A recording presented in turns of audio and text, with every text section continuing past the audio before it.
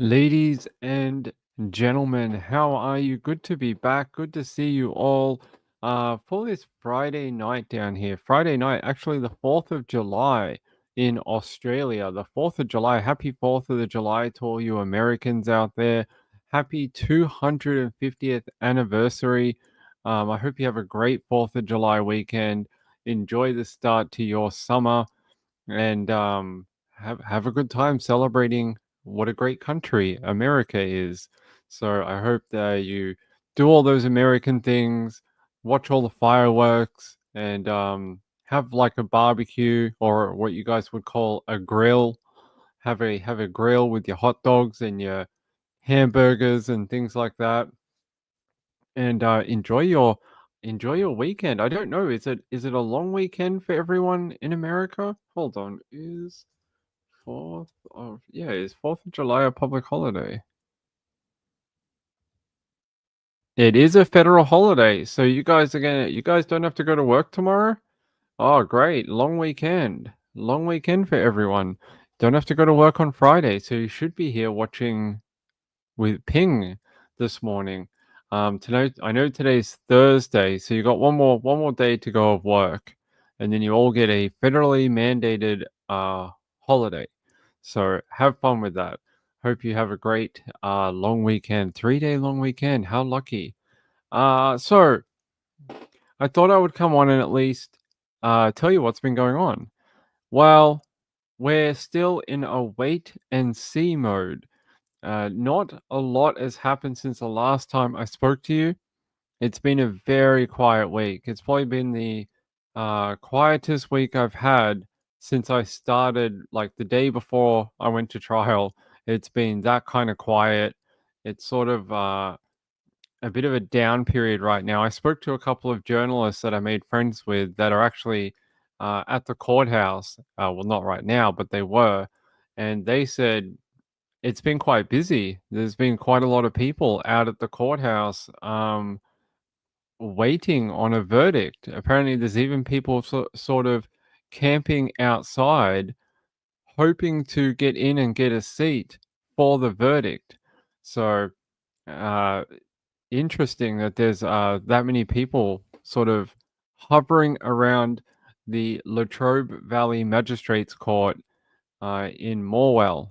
Apparently, there's people at cafes all day on their laptops, sort of just waiting. They just sort of wait and see. Well, I can tell you. Oh, it's Friday morning. Of course. Sorry, it is a day off for you Americans. Sorry. Enjoy your long weekend. Come hang out with Ping. You don't have to go to work today. You can hang out with me. Yeah. So not a ton to tell you or report. It's been extremely quiet. Now, I've had a lot of questions about what happens now that Friday has come and gone. Traditionally, juries don't sit on the weekend. Well, this jury is sequestered. So they are going to sit tomorrow on the Saturday and deliberate. So they will be in tomorrow into the courthouse to deliberate on a Saturday. Now, not for the Sunday. On Sunday, they're going to have a day off. I mean, you can understand that they've been at the courthouse all week, 6 days. So they get a bit of a day off until they come back on Monday. That's only if they don't find a verdict on the Saturday.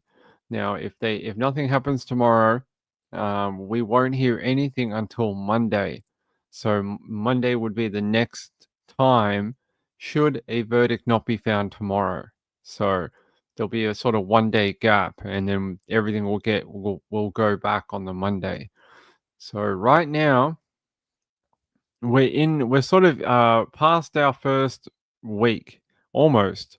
Our first working week for the jury. Tomorrow will be the last day of that, and then we'll be into sort of week two. If nothing happens tomorrow, if a verdict is not found or something else doesn't happen, we will head into week two of deliberations on Monday.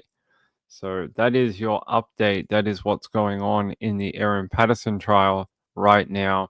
And I tell you, it's just been very quiet. I've not heard a ton out of other people that I've been speaking to throughout the trial.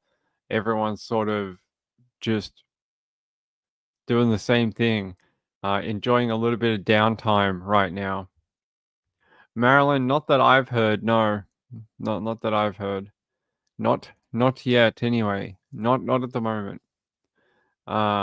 Yes, so they will work on the Saturday tomorrow. They will come in and they will be there for however long they want to be there, and yeah, we don't get told how long they're going to be there, what time they show up or anything. They're just there during the day at some point, and then eventually the court closes for the day. So there's no more deliberating if the court is not open. So we sort of just guess that, it gets to a certain time every day and there's no verdict. Everyone's sort of gone home. That's it for the day. So yeah, after 10 weeks, next week will be week 11. Week 11 of this trial phase. Now it was 10 weeks of only 9 weeks and 1 day, but okay, 10 weeks of trial time, like evidence, and then the closing statements, and then the judge's charge to the jury. The rest of this week 10 has been deliberations for the last 4.5 days or so. So yeah, very, very quiet, not a lot going on. It's been yeah, I've actually been just enjoying the downtime myself. I've sort of just taken it a bit easy after a very hectic, 2.5 months with a lot of stuff happening. Probably the busiest time in my life for a long time. I've been here and there and back again and everywhere, and I was basically not at home for like 2.5 months. I was either out of the house somewhere else. I was in Morwell. I was at the courthouse. I was here. I was at the hospital. I was back again. I was basically coming here only to feed the animals and do the show every night and go to sleep and then wake up again and do it all over again. That's basically what I was doing. Uh, so it's been nice to have a bit of a quiet period where I can sort of just unwind a little bit and try and, just enjoy the downtime. Because as soon as we get if a verdict does eventuate, the sort of, the hamster wheel starts back up again, and it's like into overdrive. As soon as we get that, we're back on that, we're back on the treadmill, going very full speed again. So just trying to, you know, have some time off while we can. By the way, I want to thank JDR, and I want to thank. Oh, my phone almost ran away. There's another person, but I want to get their name. Ah, I want to thank Francesca. Thank you very much for your donation earlier today. I appreciate it. And my friend JDR, thank you to you as well. Both of you, that is very, very kind. I appreciate it. I appreciate all the people who help support this channel. It is very kind of you all. Very kind. So there's your personal thank you from Mr. Ping. We wouldn't have been able to do this trial without it. So thank you very much. All right. What can I tell you other than that? Not a lot. That is sort of how everything is going. But I wanted to show you something. It doesn't have anything to do with Erin Patterson, but there was a story that popped up this evening that I was a bit perplexed by. Here, I'll show you. Here, if I can get yeah, here. Just let me find the link for it, and then we'll talk about it. Yep. Yeah, I'm going to take you to Channel 7. This is 7 News, 7news.com.au, if it'll play.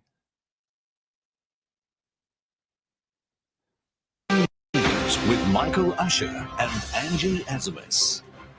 Good evening. We begin tonight with a grim discovery. Police conducting a welfare check finding two men lying dead in a Surrey Hills terrace. Shockingly, their bodies are thought to have been undiscovered for weeks. A 63-year-old woman, also a resident, questioned by detectives.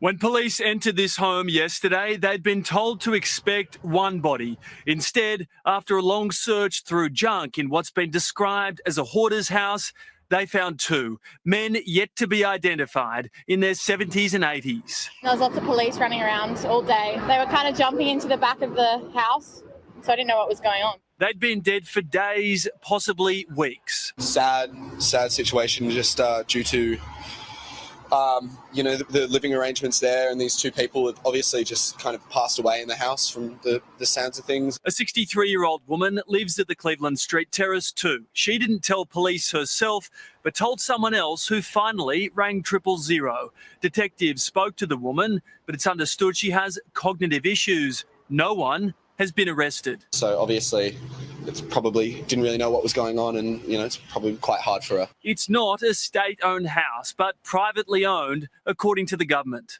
I think it was maybe a halfway house or something along those lines. So they were kind of looking after each other in that way. The grim discovery at this stage is not being treated as suspicious. It's likely to stay that way too, unless the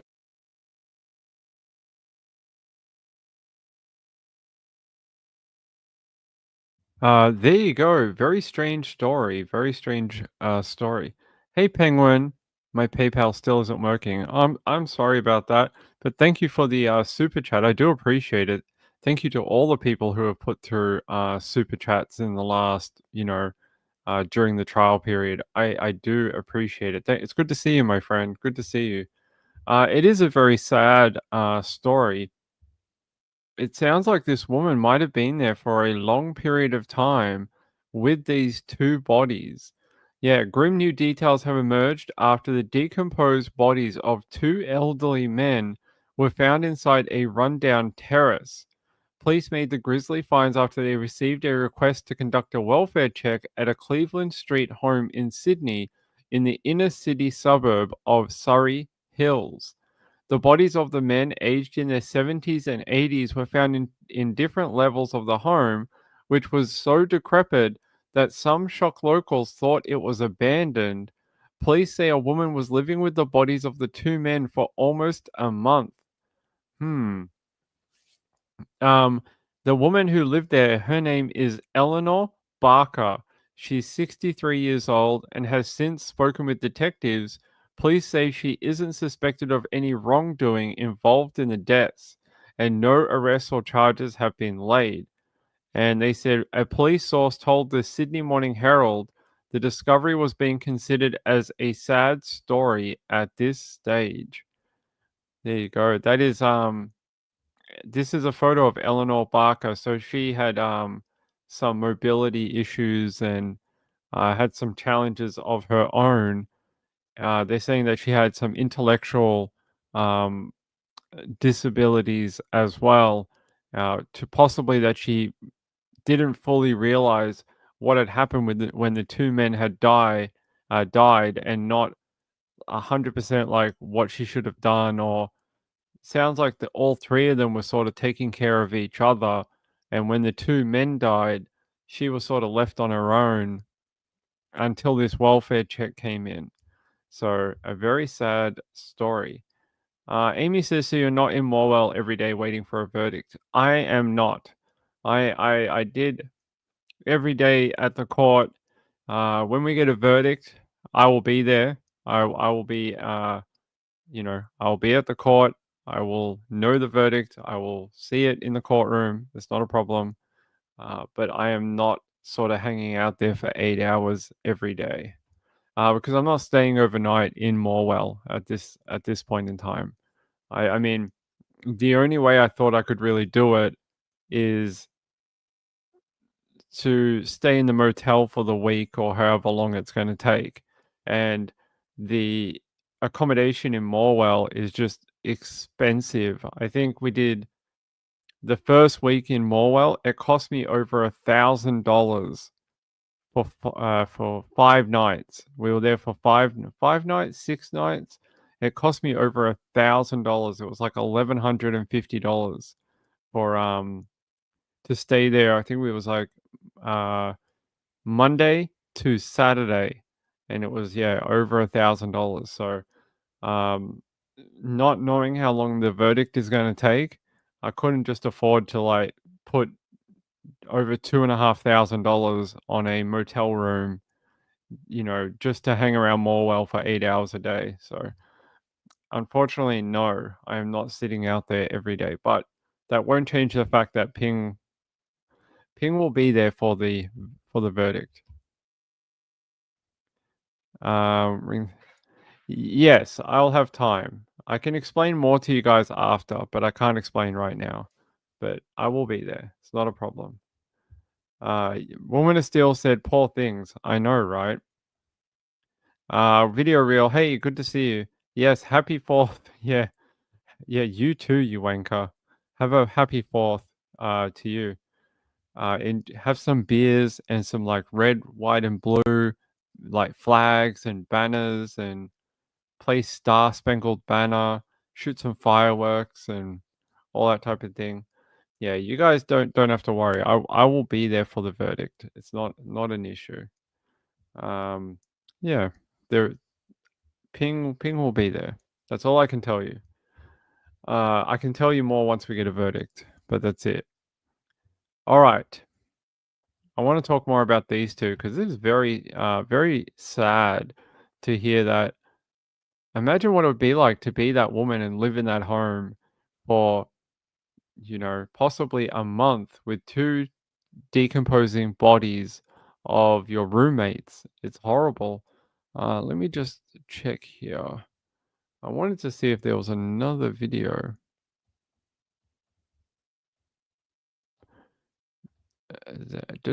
ABC.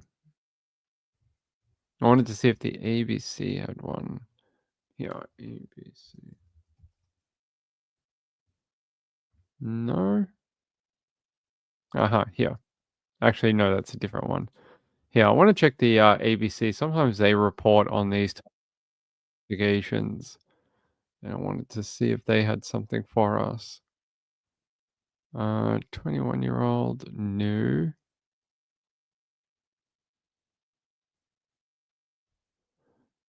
It doesn't seem like they do.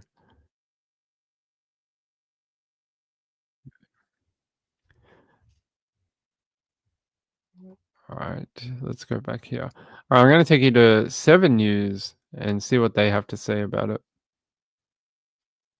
If it'll load.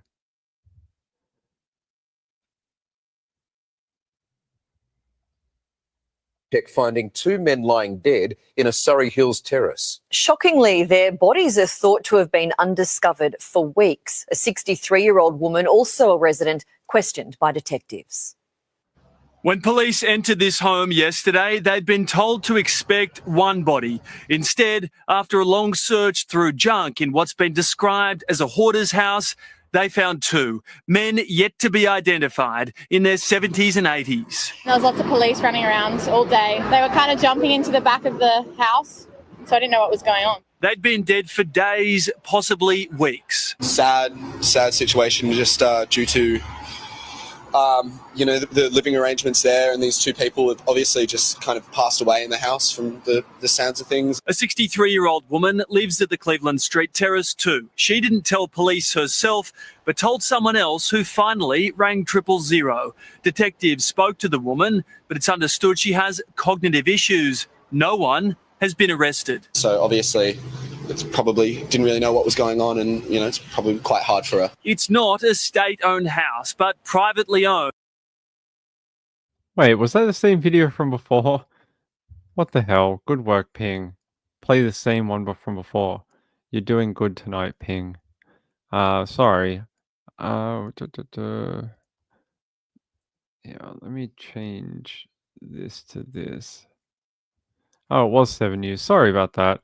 Oh, I think we're supposed to click the other one. Yeah, I'll take you to that. Good evening.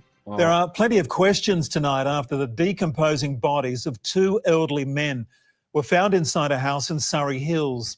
guys, hold on. StreamYard's being weird again. Hold on.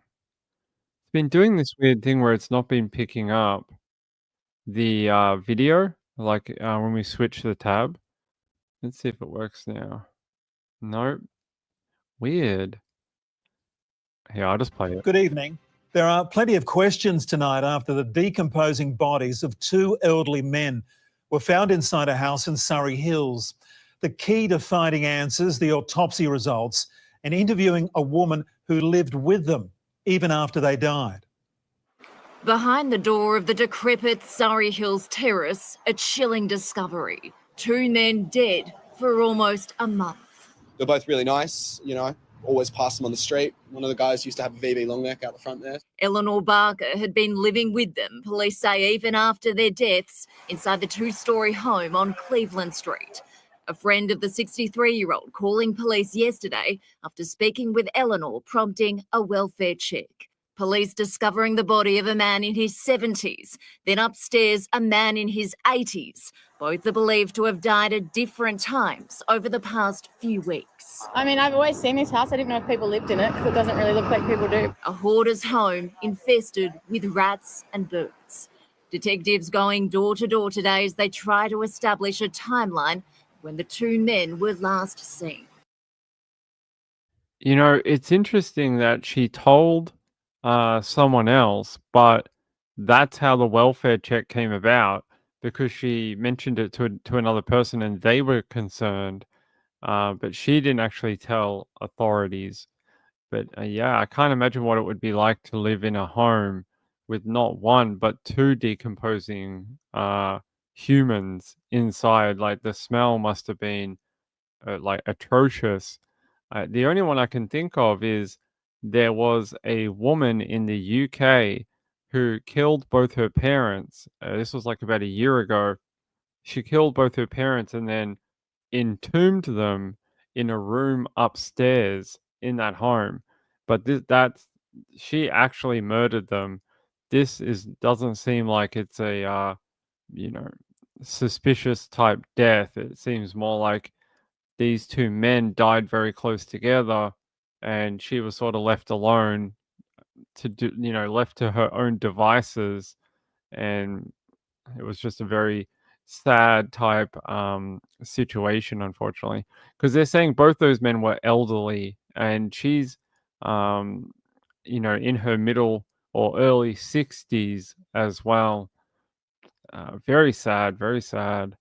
How these two men were left there for so long with no one checking on them is probably the thing to take away from this story, is why there was not more support for not only the two men that died, but also the woman.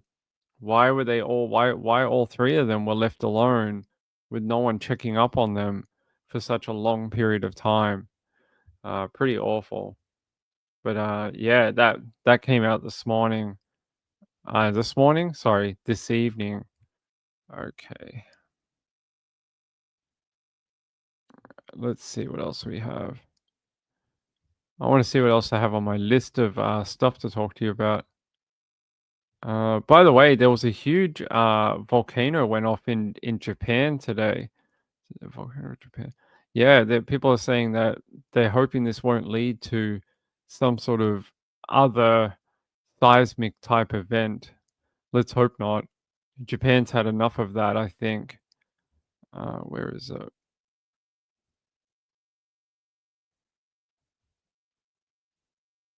There was a major eruption. I wanted to go here.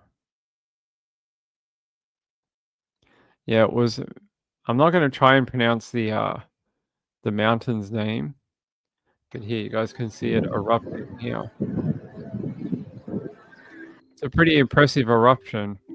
They actually thought there was going to be another one in Alaska like a month or two ago, and this had the same conditions as the one in Alaska, where it didn't look like there was no new lava or anything like that. And they were sort of like, well, it might erupt, but the one in Alaska never did. But the one in Japan, it did erupt. So, very lucky that the one in Alaska didn't go like this one, because similar circumstances, they saw cracking and venting, but no new magma or lava flow, and they were like, well, it's not at the most severe stage. This one had the same thing, but this one blew and the other one didn't. So there you go. Uh, Here, let's have a go. What else does Ping have on his list to talk to you about on this 4th of July Friday?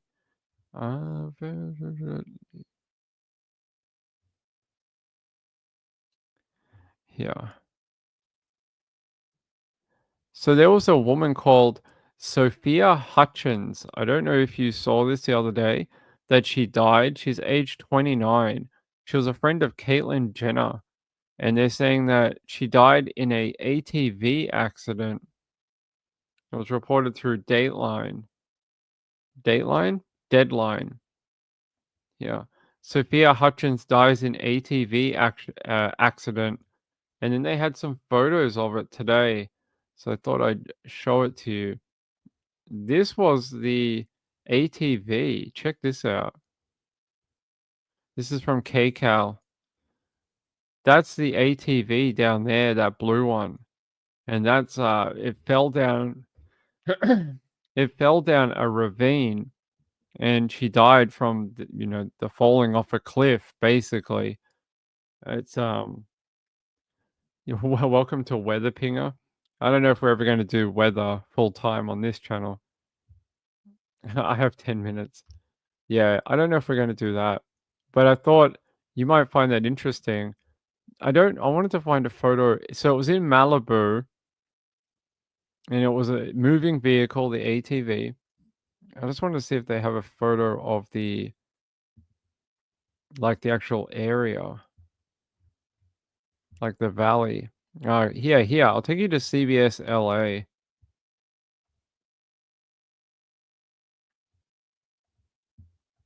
One person is dead after plunging down a cliff. SkyCal flew over the scene along Decker Canyon Road this afternoon, about a half-mile north of PCH. You can see what looks like an all-terrain vehicle that was rear-ended and crashed into the ravine. It came to rest on top of another vehicle that crashed into the same spot, along with the wreckage of two other cars nearby. Coming up here in just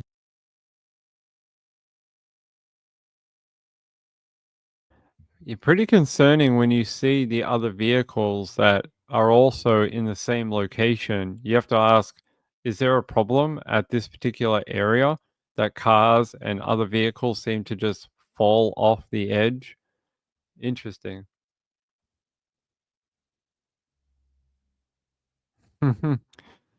I think they said infested with rats and birds or pigeons or something, because they showed a photo of a bird.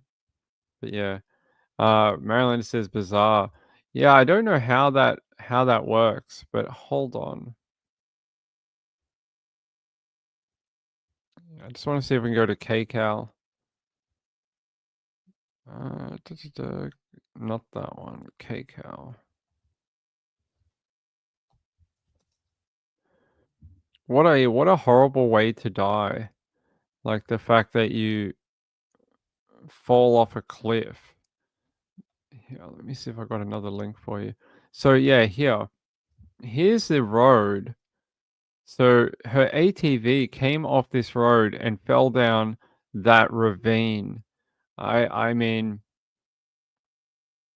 I can't imagine what that would be like, knowing you're pretty screwed when you start that descent off that side of that road.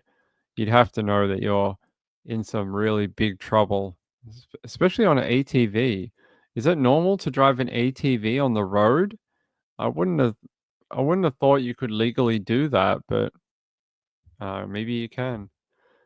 Yeah, happy Independence Day, everyone. Happy Independence Day. Let's see. Hey, Marilyn. Local fireworks display tonight at 10 p.m. by me. Good work. Set all the fireworks off. All of them. Just all in one go. The world's biggest kaboom. Hey, John. Hey, Jonna. How are you, my friend? Good to see you. It is a bit of a hairpin turn. I want. Can we see any more footage of that area? It's pretty brutal. Yeah, Sophia Hutchins. Yeah.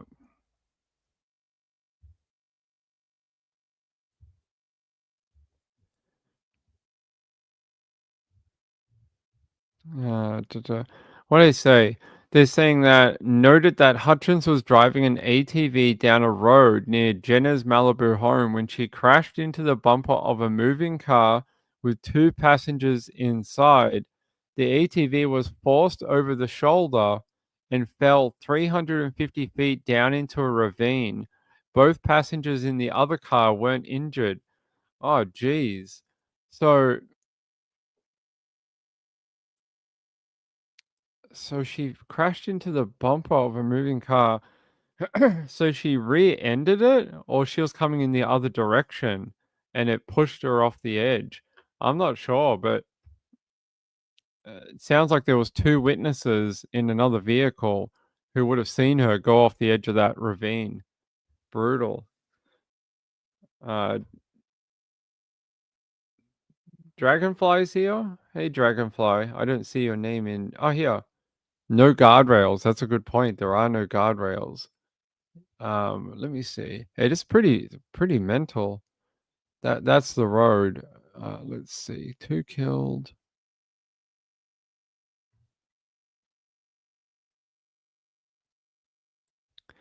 One dead in crash off Malibu. Yeah, we know that.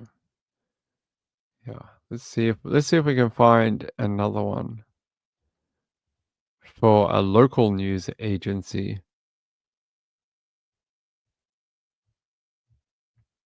Let's see. His friend, New York Times. Nope, we don't want that. Can't find anything else, but here's a photo of her. There's Caitlyn Jenner. We all know what she looks like. And there's the woman here. So that is her, Sophia Hutchins, and she's the one who was in that sounds like an automobile accident that somehow she crashed into another vehicle and then went over the edge of the embankment into that ravine. Yeah, first responders pronounced her dead at the scene, and the 2 individuals in the car struck by her and the ATV were not injured. They said it's not known yet if Caitlyn Jenner witnessed the crash or was home at the time of the tragic accident. There's another photo of her there. Crazy. Oh, it's her manager. Okay.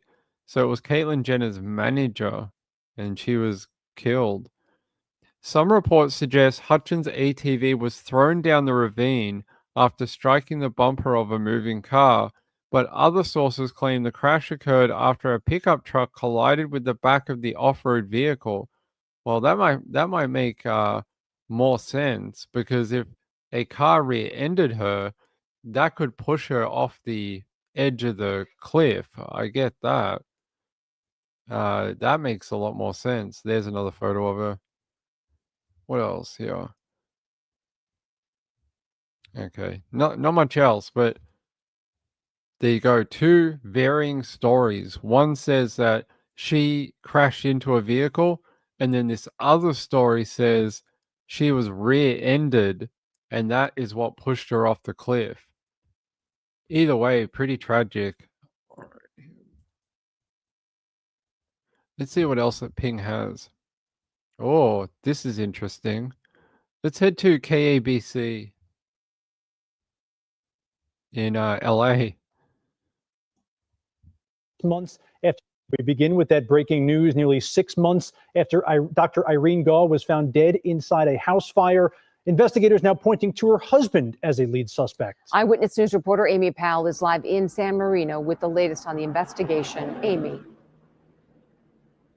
Javon and Tim, detectives began what turned into a lengthy investigation after finding the victim inside this home in January. Now her husband is under arrest, accused of murder. Investigators seen searching a San Marino home where 62-year-old Yoon Lai, known by the name Kevin Lai, was arrested. Lai is accused of murdering his wife. The gruesome discovery made after firefighters were called to her home on Lorraine Road in San Marino on the morning of January 6th. After crews extinguished the blaze, they found 56-year-old Dr. Irene Gaw dead inside the house, her body severely burned.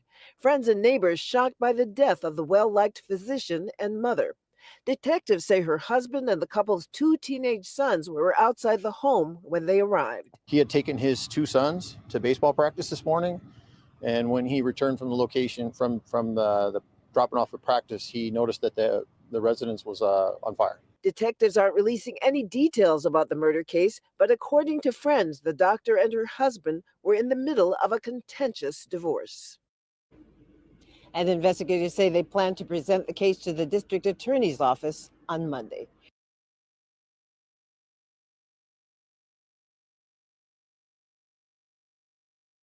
There you go. Another case of a husband.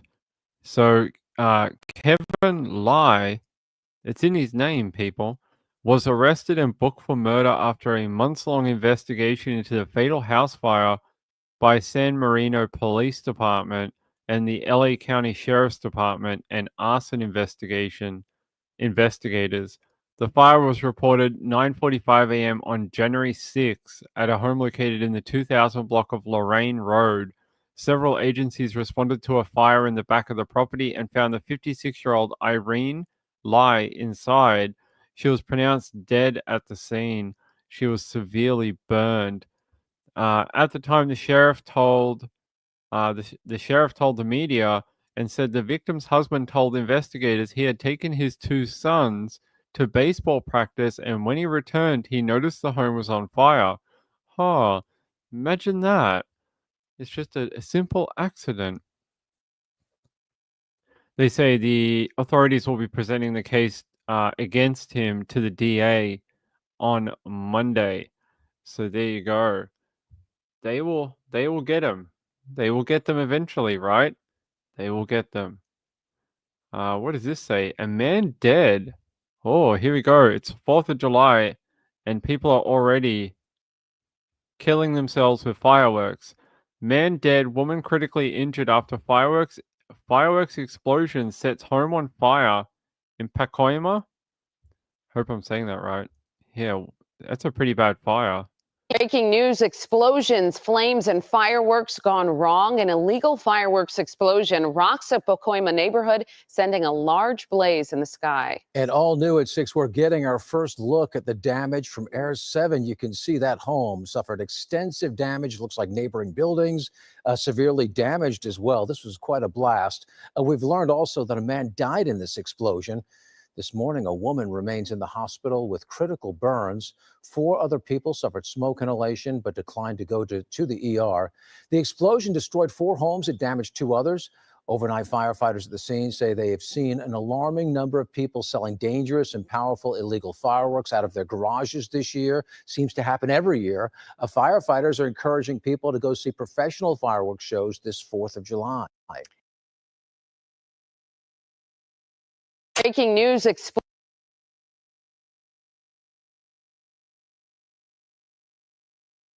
Yeah, sorry, I'm not sure what's going on. We just played one video, went to play the second, and it started doing this weird. So on my side, when I go to full screen it throws me out of the video completely. It does full screen it for you guys, but it makes my browser full screen too, which it shouldn't do that. It should only go full screen in sort of the browser, and then you guys get the full video. But it's lately StreamYard's been playing up when you try to do that. It does what I just explained. It throws me out of it, and then yeah, it's not doing it correctly. It's not picking it up that we're in StreamYard. Very annoying. StreamYard, fix that, please. Yeah, they're going to get him. This one, a man was killed and a woman left in critical condition after a fireworks explosion set off set multiple homes on fire Thursday night, drawing over 100 firefighters to the scene to battle the blaze. Wow, that's a pretty big fire with 100 firefighters.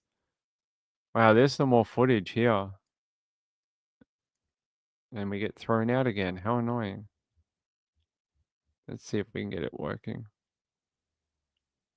Nope. Yeah, it seems like StreamYard's having some problems. Let me see if I can get it somewhere else. Hold on. Stupid StreamYard. Let's see. So KCal had it on their YouTube channel. Let's have a look. And we continue following this breaking news. It's happening in Pacoima. Fireworks exploding, fires going off, and at least 3 people hurt. Our Tom Waite has just arrived on the scene. And Tom, this is a very dramatic scene. Yeah, absolutely, Rutabaga. There is a huge perimeter set up around this fire, and it's probably for a very good reason, safety, because as we've been reporting, there's a number of homes, 4 of them, that have been burning, and there's also, a lot of people here in this area. It's very dense, and many of them very curious about what is playing out. As you're looking at video there, fireworks exploding here, and that obviously a big concern. And one of the things that firefighters are so concerned about, making the situation so volatile with these explosives here at the scene that could make the situation even worse. It does look like from our vantage point that the smoke is subsiding, but we are a couple of blocks away, I think, so it's very difficult. How big or how many fireworks were in that house? When you look at that explosion going off before in that footage, this one right here, I'm going to mute it. Like, the fact that it's set, look at that fire in that home. That home is well alight. This is why fireworks may be all fun and very pretty. Yeah, look at that. That home and neighboring homes look like they are well alight. Jeez, these poor people. But very silly. Why did they have so many fireworks that it could do that to their home? Wow. Well, killed one guy dead on the 4th of July, and his wife in hospital in a very serious condition. Brutal, absolutely brutal. All right, let me check here. Let's see what else I have here.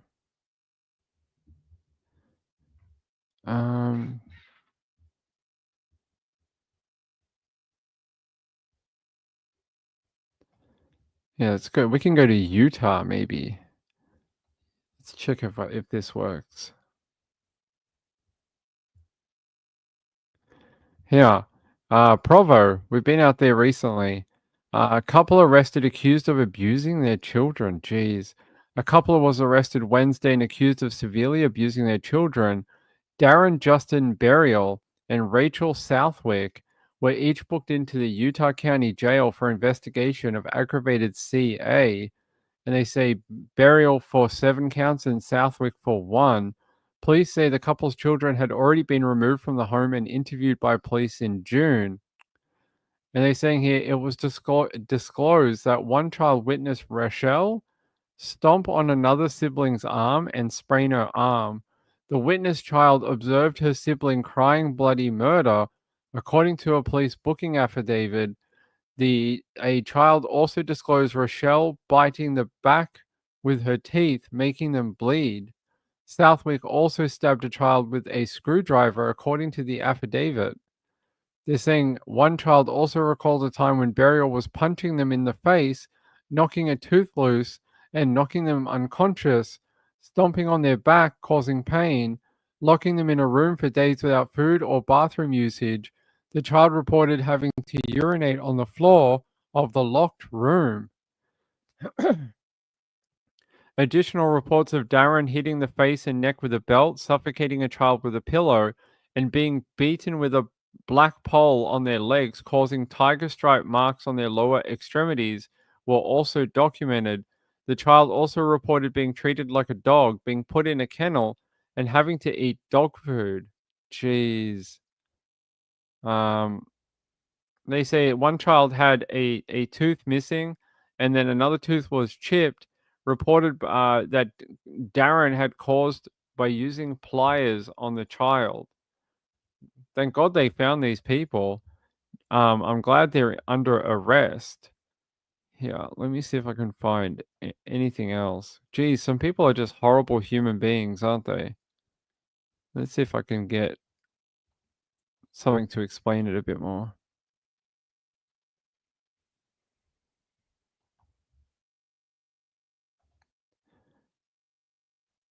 Yeah. They're following an alleged child abuse case, this out of Provo. Yeah, tonight the parents are in custody. 2 News' Leslie Duarte went out to the neighborhood to try to learn more about what may have happened. Leslie, what'd you find out? Mark, Heidi, court documents allege the children suffered unimaginable pain in the hands of these people. One child stated that they were treated like dogs, put in kennel, and had to eat dog food.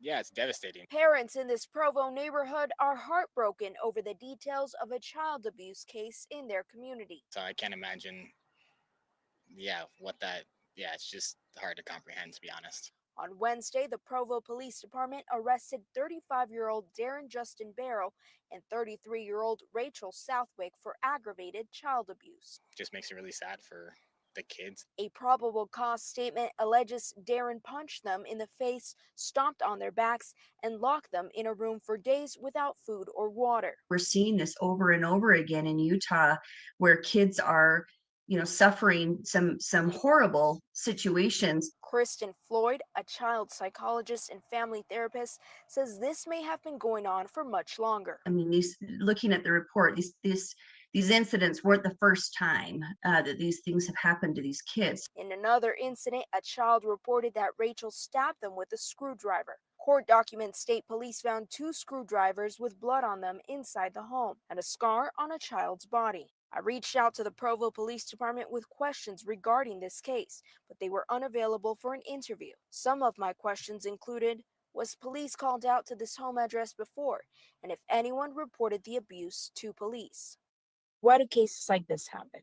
One, because I think people, they don't know how to deal. They don't know how to deal with families and crisis and situations. And others are not getting involved when they could get involved until it's way too late. What absolute disgusting excuses for humans that those two are. Yeah, I think that whoever that woman was that was talking and giving advice on it, having children is a choice. You don't have to have the children if you don't want to. And if you feel like that you can't take care of a child, then don't have one. It's not difficult. Don't. If you feel like you're going to have to do this to your children because you can't handle them in your life, then don't have them in the first place.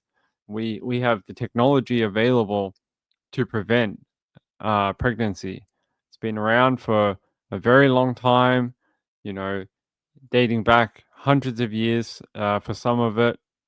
You don't need to have children if you're going to treat them like this. But now that you have, I hope they are never released from jail, either of them.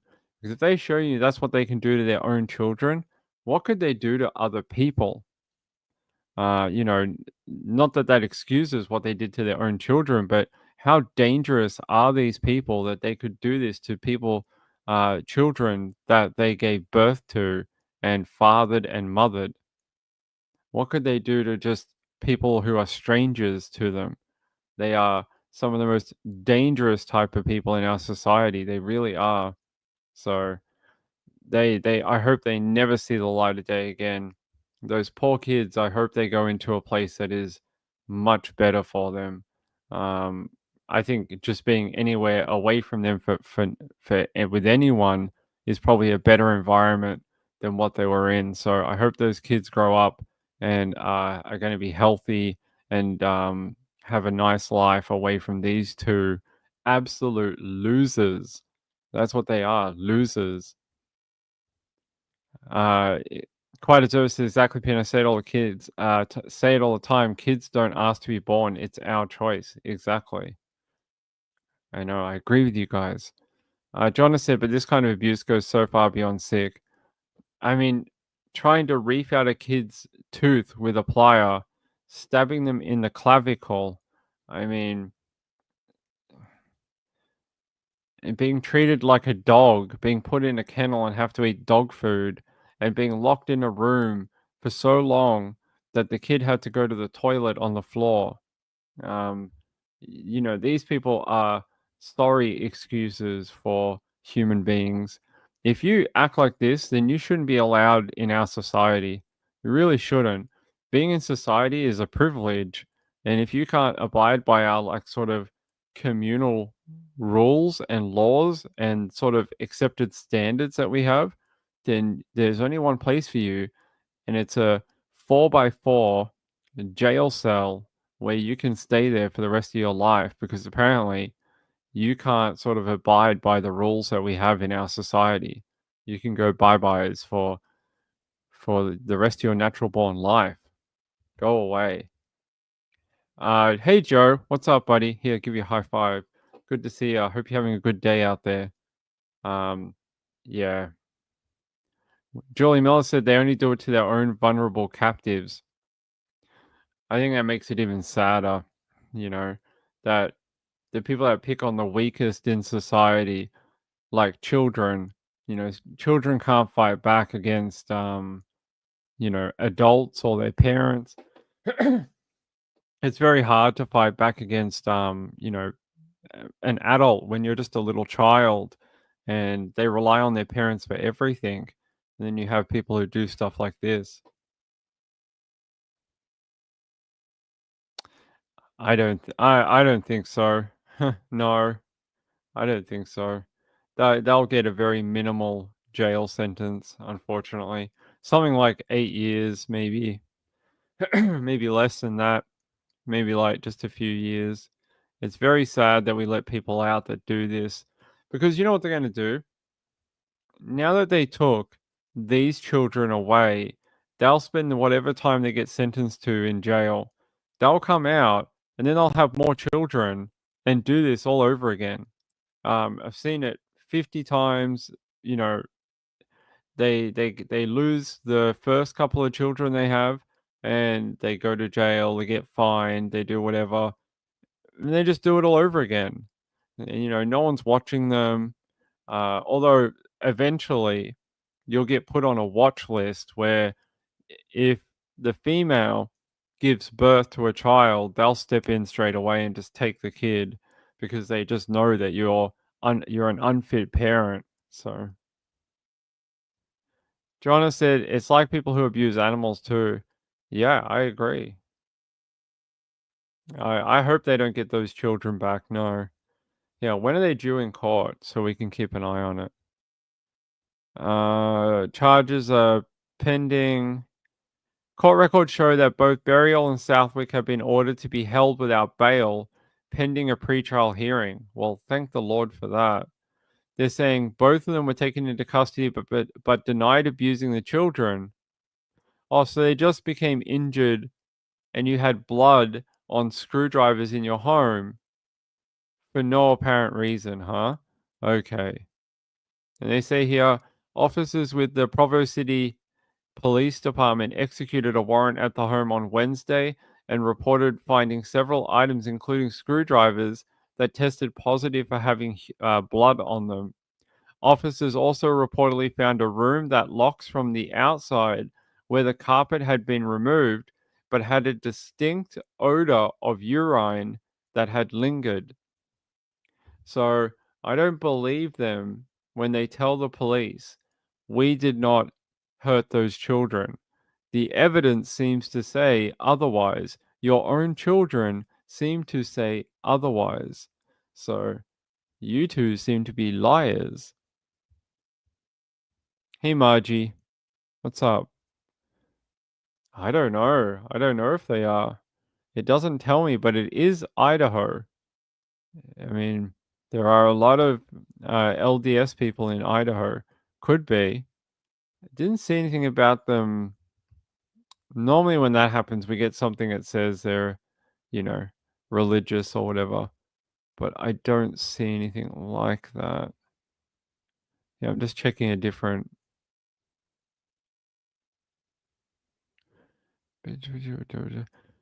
Yeah.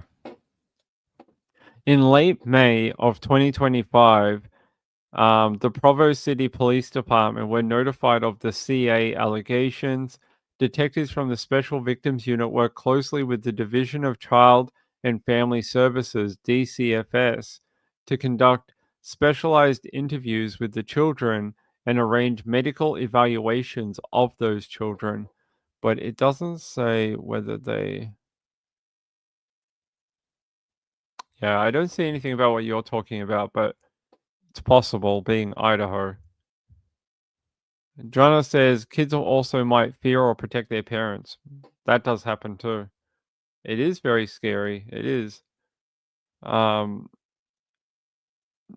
you're welcome. Provo, Utah. Yeah, it is. Provo, Utah. Oh, not Idaho. Yeah, Utah. Why did I say Idaho? Probably because of Lori Vallow. That's probably why. No, it's Utah. Where is Provo?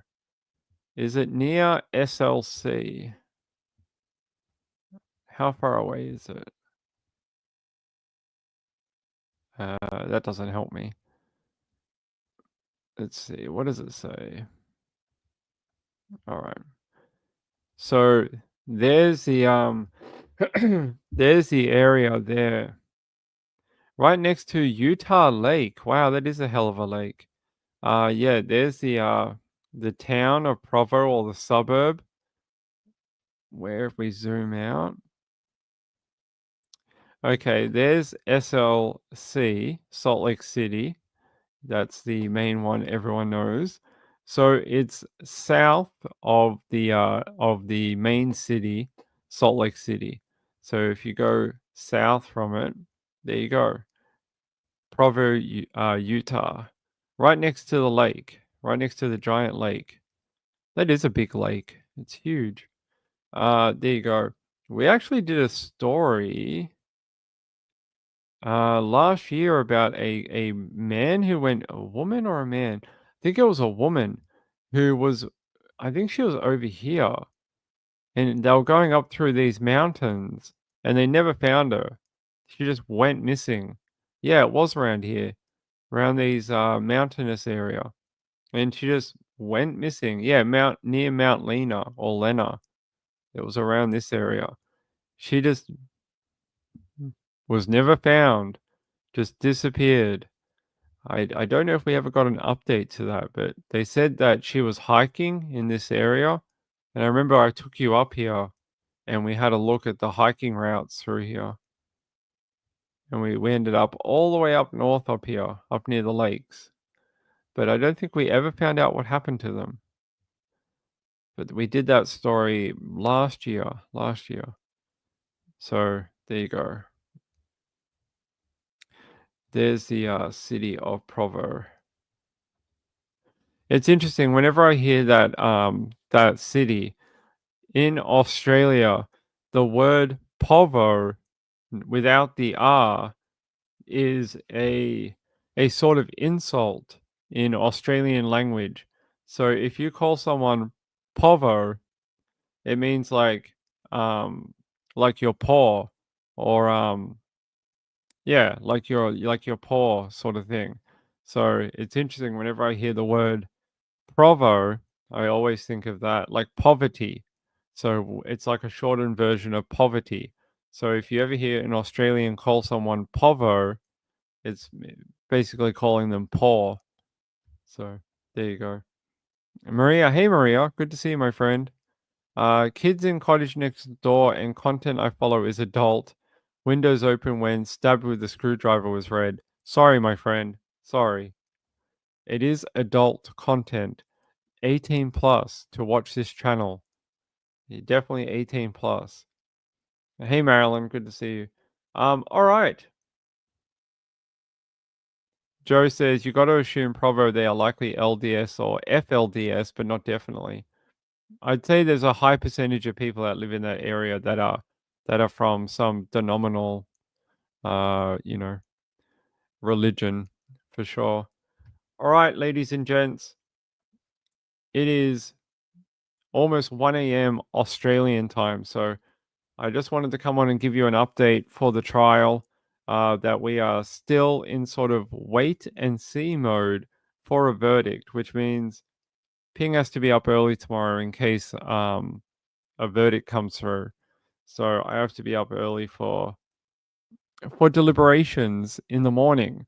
Have to be ready like a hawk, watching for the bat signal that tells Ping it's time to go. So I will bring that to you when I know when there is a verdict.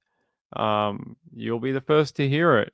But right now, in the last 4.5, 5 days, it's been very quiet.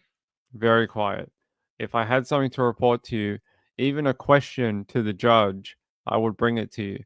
But right now, it's no news. It's very crickets, a lot of crickets going on. And me and the rest of the media are just sort of waiting for a verdict. So, what's up, Joe? Let Dave or Frankie Hildebrand nonsense went on the valley.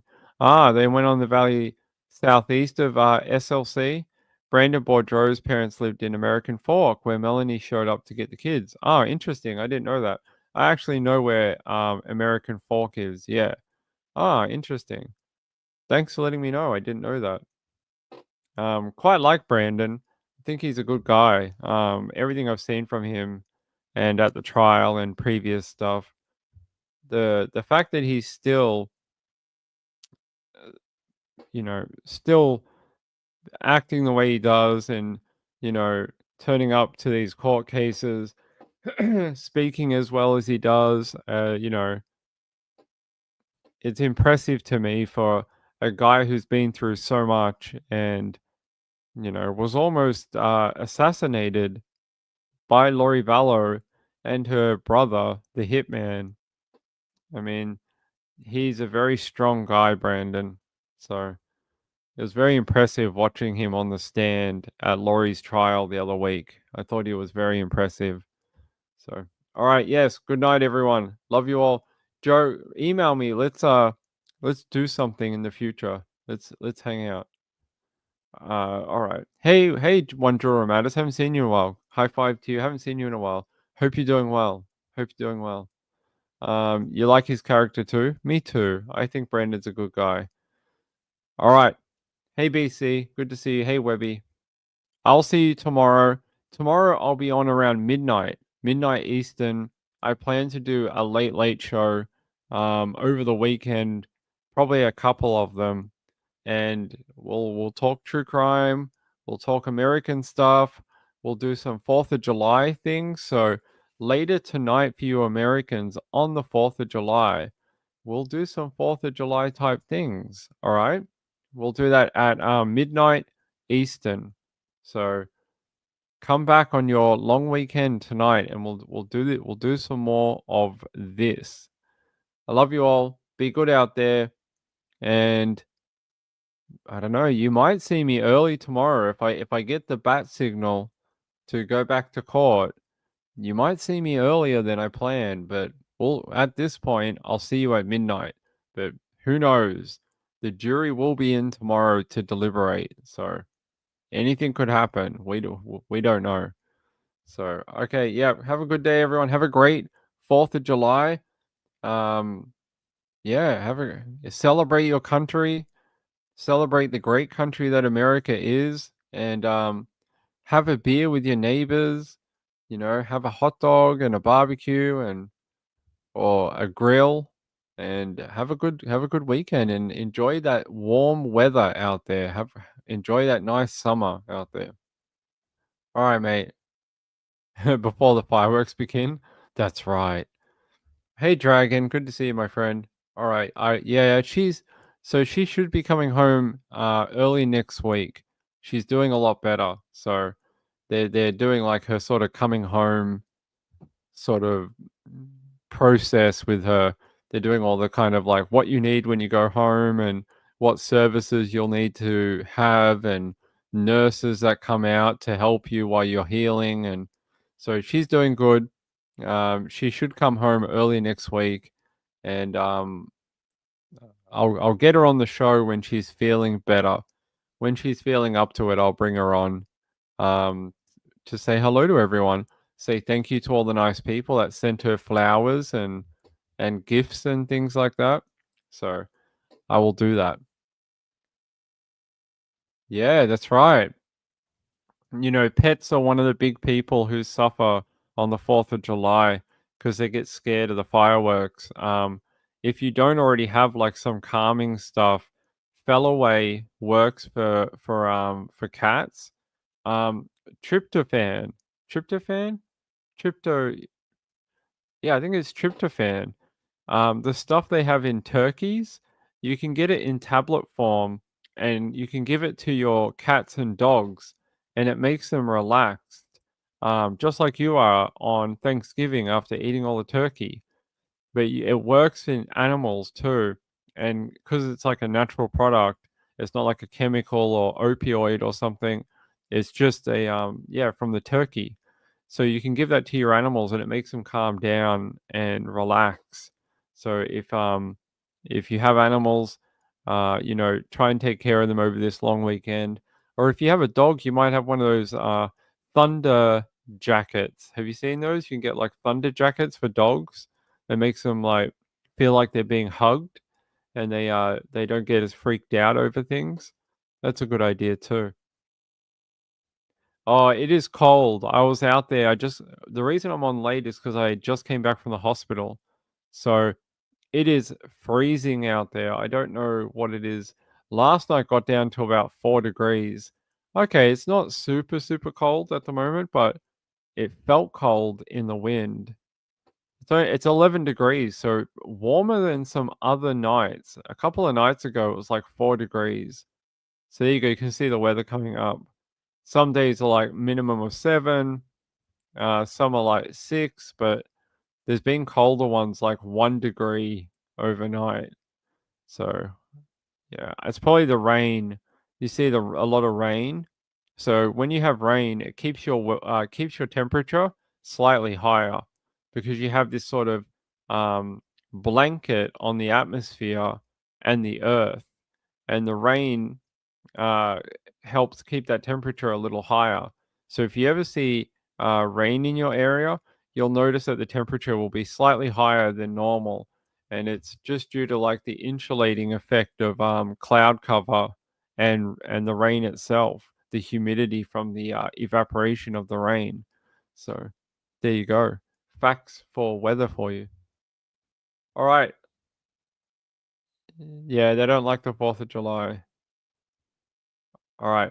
I love you all. I'll see you later. Thank you to those people, by the way. Thank you to Penguin for the super chat. I appreciate it.